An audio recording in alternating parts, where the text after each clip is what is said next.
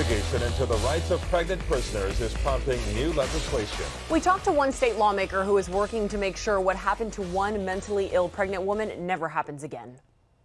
Really was just a reckless disregard for human dignity. Tammy Jackson did not give birth in a delivery room. When she felt I had to bend down like how I'm bending down to pick her up and tell I'm sorry. I didn't mean for that to happen. She was still crying. Tammy suffers from bipolar disorder, schizophrenia.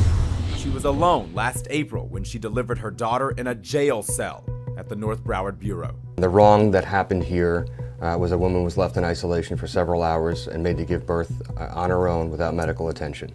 The wrong that needs to be righted is just that.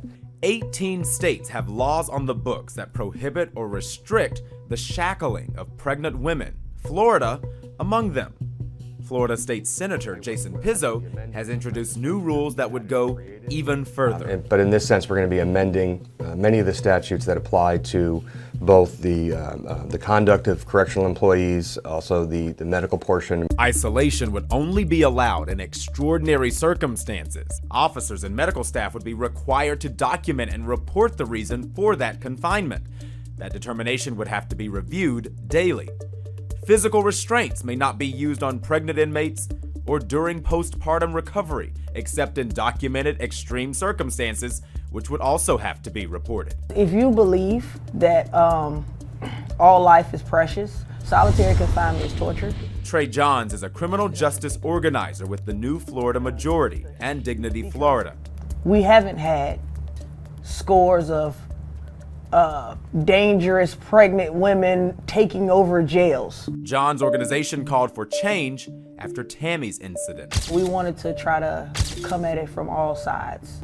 In many states, a pregnant woman is shackled during labor. She's shackled during delivery and childbirth. And after she gives birth, her child is usually taken away from her and she's transported back to the jail, sometime within hours.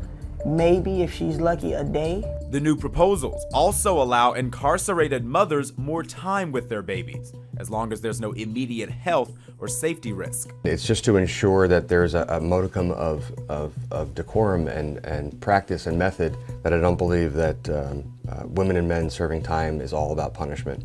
We have to treat them humanely. And a similar law just went into effect in Maryland to keep pregnant inmates out of isolation. And I'm told Florida's new rules were modeled after those changes. And the legislation is still in the early stages. And I reached out to BSO. A spokesperson couldn't really comment except to say that BSO's duty is to uphold and enforce all the laws that are on the books.